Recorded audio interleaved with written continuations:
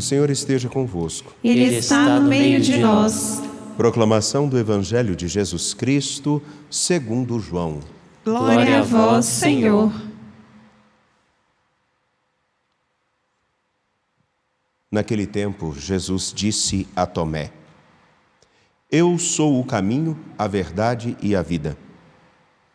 Ninguém vai ao Pai senão por mim. Se vós me conheceis, conheceríeis. Se vós me conhecesseis, conheceríeis também o meu Pai. E desde agora o conheceis e o vistes. Disse Filipe: Senhor, mostra-nos o Pai, isso nos basta. Jesus respondeu: Há tanto tempo estou convosco e não me conheces, Filipe?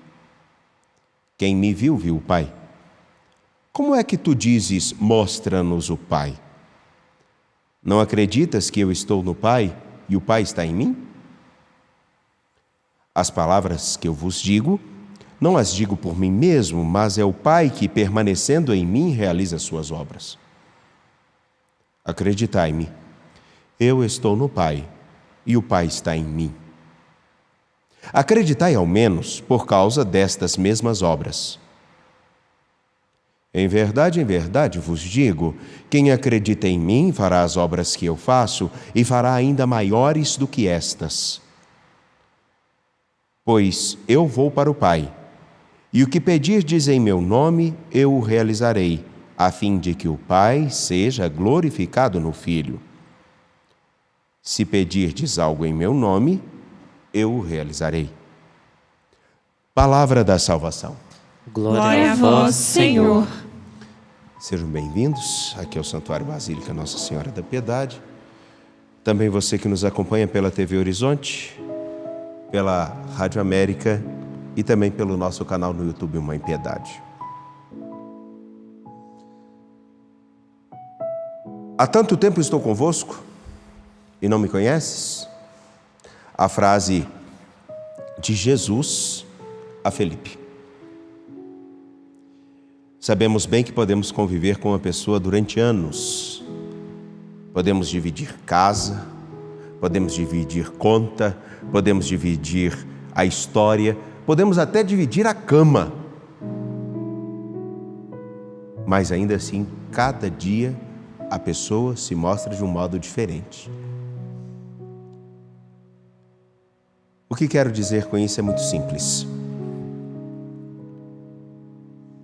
Nós temos uma dificuldade perene, ou uma realidade, nem é uma dificuldade, perdoe-me, é uma realidade perene. Conhecer alguém se dá todos os dias, como todos os dias fazemos a opção por estar na vida, partilhando o dia ou os momentos com alguém. É claro que existem opções que fazemos na nossa história e que marcam um caminho de reoptar todos os dias. Mas isso sempre embasado por uma coisa.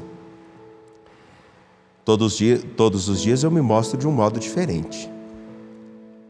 Então, todos os dias, as pessoas vão ter que conviver com Wagner diferente. Mas todos os dias perceberão também os traços daquele que eu sou. Eu estou usando o meu exemplo porque é assim que acontece na vida de todos nós. Quem é casado, quem é filho, quem é amigo, quem trabalha, ótimo. Como que Jesus faz essa pergunta a Filipe? Há tanto tempo estou convosco e não me conheces, Filipe? Quem me viu, viu o Pai. Como é que tu dizes, mostra-nos o Pai? Aqui, óbvio, existe uma ligação profunda afirmada pelo Evangelho de João, de que o agir de Jesus é o agir do Pai. Ele realiza plenamente a vontade do Pai. Então, um está tão intimamente ligado ao outro que vendo um vê o outro.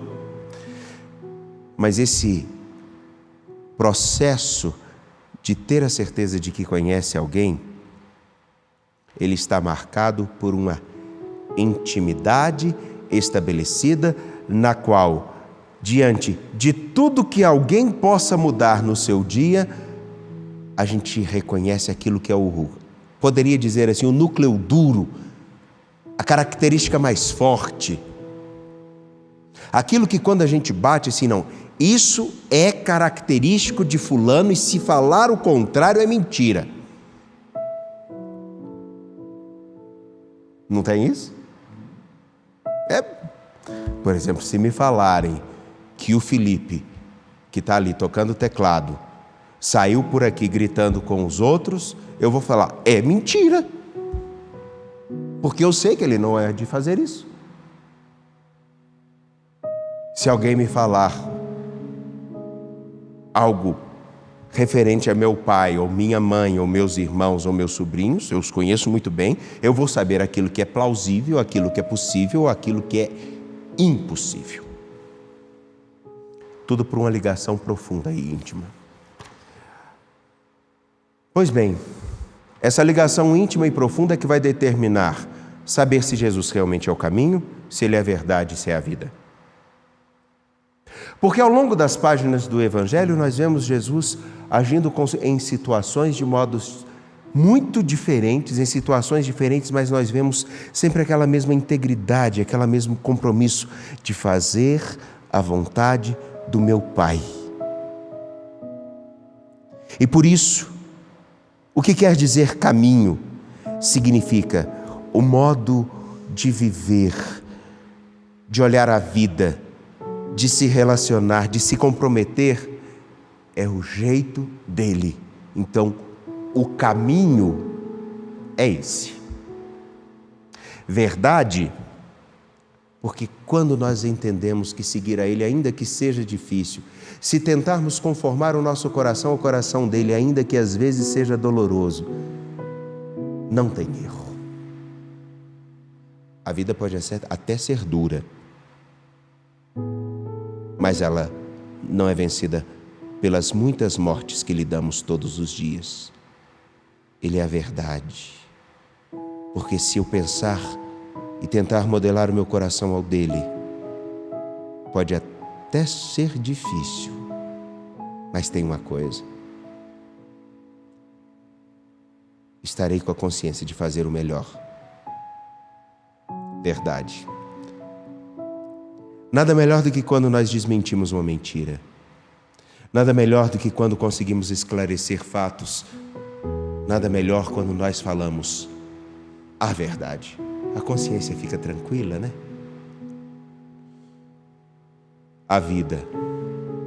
Ora, aqui mais do que simplesmente termos a capacidade de ter nossa glicemia, triglicérides ou qualquer outra coisa do ponto de vista biológico equilibrado, significa a vida é tão preciosa, é tão boa de ser vivida, mesmo diante de todas as dificuldades, que eu quero mais é que ela seja eterna. Portanto, modelar o meu coração àquele que eu tanto busco conhecer e conviver, só pode fazer com que o ar que eu respiro, o que eu enxergo, o que eu escuto, seja um acréscimo para aquilo que eu chamo de vida. O motivo para todos os dias me levantar e continuar a caminhar.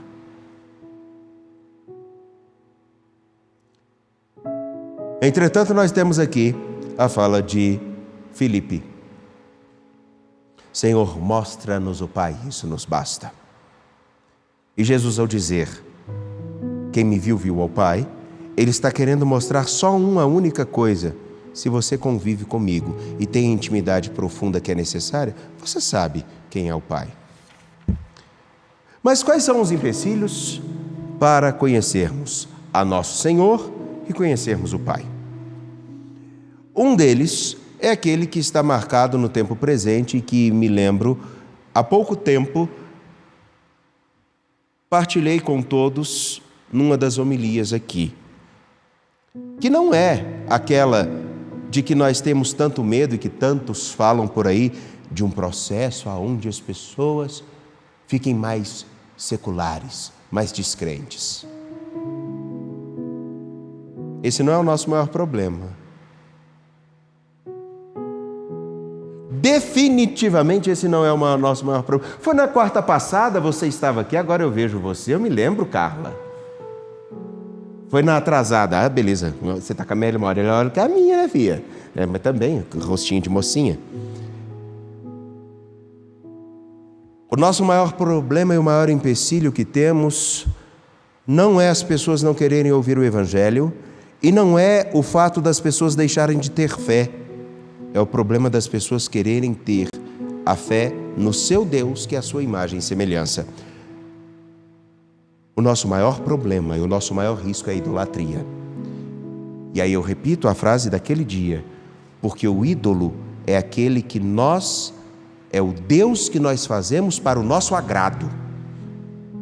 E não precisa fazer muito esforço, só abrir a internet que nós achamos um monte de discursos que agradam todo tipo de coisa. Por isso é importante relembrarmos na festa de Filipe e Tiago, 2 apóstolos, o que significa, na verdade, ter o senso para conhecer nosso Senhor Jesus Cristo. Diz Paulo, na carta aos Coríntios, uma comunidade que estava marcada exatamente por isso. Cada um de nós terá o nosso modo de viver segundo Jesus Cristo a partir dos nossos líderes, Apolo, Cefas, Pedro e por aí vai. Que cada um falava de um modo, cada um tinha um discurso que agradava a um grupo, então cada grupo se achava plenamente autônomo e se degladiavam entre si. E Paulo aos Coríntios vai dizer e lembrar justamente isso. O fundamento que vocês receberam fui eu que pus, e é Jesus Cristo. E aqui no capítulo 15 está muito interessante, olha.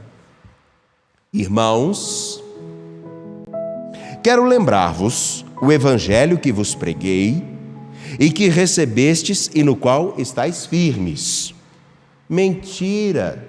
A comunidade de Coríntios não estava firme no evangelho de Jesus. No entanto, que o ir na caridade, no capítulo 13, se eu falasse a língua dos homens e dos anjos, se eu não tivesse amor, nada teria. Ele não está falando de modo romântico, ele está dizendo assim, vocês podem falar o que for e podem fazer o que for, justamente porque falta o amor entre vocês, e porque vocês não vivem esse amor, porque substituíram Jesus Cristo, vocês são exatamente como um símbolo que retine, só faz barulho.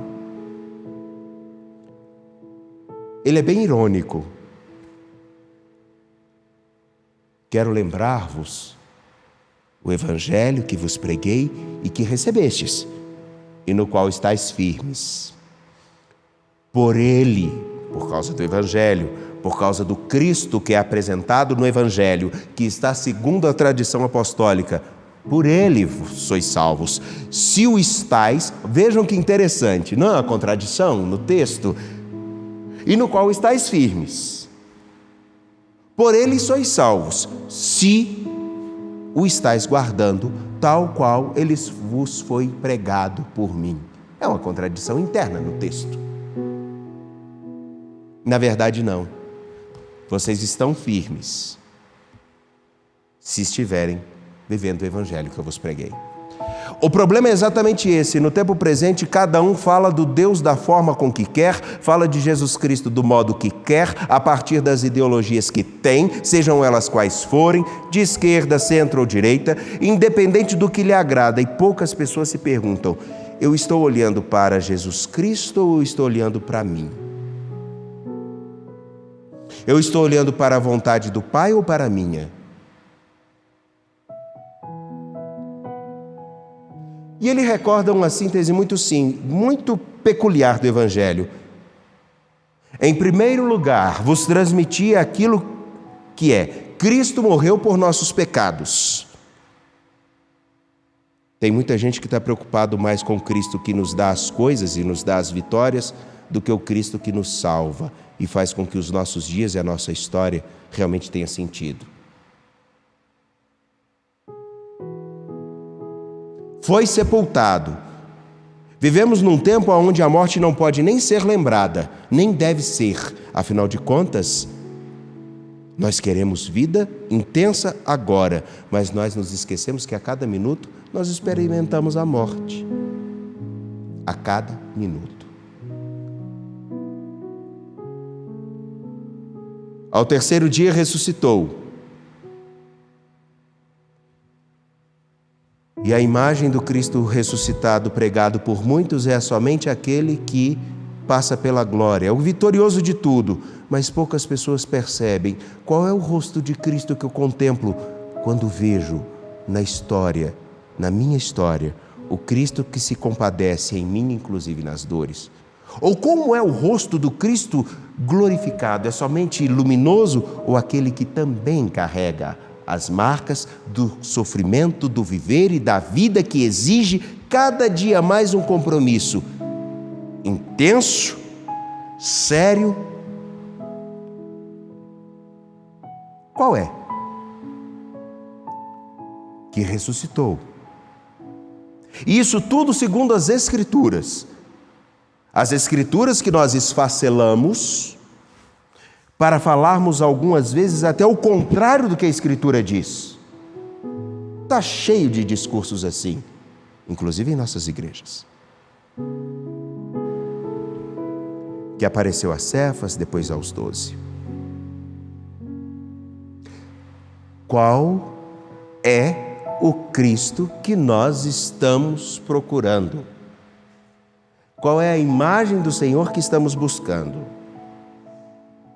É aquela que nos satisfaz? E nos satisfaz aqui não no sentido de saciedade, mas aquela que age conforme a nossa vontade? Se for essa, podemos ficar tranquilos, não é nosso Senhor. Ou é aquela que nos mostra que cada dia podemos sim ser melhores, que nos exige o comprometimento com a vida e que a todo instante se revela novo e nos faz apresentar algo novo para o que está ao nosso redor. O grande problema não é definitivamente a falta de fé. É a vinculação a uma imagem de Deus que satisfaz a nós. Que Deus nos ajude a permanecermos fiéis à fé que da igreja recebemos, que nos resguardou durante 1500 anos as Escrituras e que nos dá condições até mesmo de entender a riqueza do rezar de manhã e ao longo de todo dia as nossas orações nos horários que temos costume e finalizar na parte da noite, porque todos esses horários de oração estão imbuídos de uma tradição da qual, inclusive, o próprio Senhor Jesus Cristo viveu. Mas não só os momentos, também muitas coisas. Seria muito bom que procurássemos compreender o Evangelho e aquilo do qual participamos segundo tradição, e não vivêssemos somente com algumas falas ou algumas imagens que não condizem definitivamente com o rosto que Jesus Cristo nos apresentou. E aí, o mesmo Cristo que não se enquadra dentro da indiferença com quem sofre, e o mesmo Cristo que não se enquadra com aqueles que querem destruir tudo para construir uma ordem nova. Cristo nos vincula novamente ao projeto original do Pai. Lá no Éden, todos voltados para o seu Senhor, em comunhão com toda a criação, viviam tudo o que podiam, respeitando o que está ao redor. Em qualquer uma dessas imagens opostas que eu apresentei, isso não acontece, porque alguém tem que ser aniquilado ou tem que ser desprezado para que a vontade de alguns seja satisfeita. Que o Senhor nos ajude. Confiantes de pé, apresentemos nossas preces.